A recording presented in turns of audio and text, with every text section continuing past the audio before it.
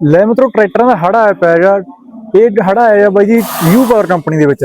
ਇੰਨੇ ਟਰੈਕਟਰ ਬਾਈ ਕਿਉਂ ਖੜੇ ਨੇ? ਕਿਉਂਕਿ ਬਾਈ ਕੰਪਨੀ ਜਿਹੜੀ ਹੈਗੀ ਆ ਫੋਰੇ ਹਾਰਵੈਸਟਰ ਬਣਾਉਂਦੀ ਆ, ਤੇ ਨੰਬਰ 1 ਕੰਪਨੀ ਆ ਬਾਈ ਪੂਰੇ ਇੰਡੀਆ ਦੀ ਫੋਰੇ ਹਾਰਵੈਸਟਰ ਦੇ ਵਿੱਚ। ਤੇ ਸਭ ਤੋਂ ਪਹਿਲਾਂ ਬਾਈ ਬਾਈਆਂ ਨੇ ਸ਼ੁਰੂ ਕੀਤੀ ਸੀ ਹਾਰਵੈਸਟਰ ਬਣਾਉਣੀ, ਫੋਰੇ ਹਾਰਵੈਸਟਰ ਮੱਕੀ ਵਾਲੇ ਅਚਾਰ, ਮੱਕੀ ਦਾ ਅਚਾਰ ਪਾਉਣ ਵਾਲੀ ਮਸ਼ੀਨਾਂ ਬਾਈਆਂ ਨੇ ਸ਼ੁਰੂ ਕੀਤੀ ਸੀ ਬਣਾਉਣੀਆਂ।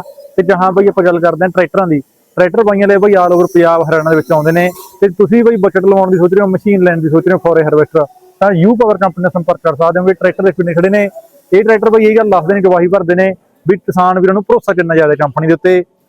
ਕੱਲੀ ਚੀਜ਼ ਬਾਈ ਗੱਲ ਕਰੀਏ, ਮਸ਼ੀਨ, ਬਜਟ, ਕੈਬਨ ਤੇ ਉਧਰ ਪੂਰੀ ਫੋਰੇ harvester totally A to Z material ਬਾਈ ਆਪ ਬਣਾਉਂਦੇ, ਕੁਝ ਵੀ ਇੰਪੋਰਟਡ ਨਹੀਂ ਹੈਗਾ।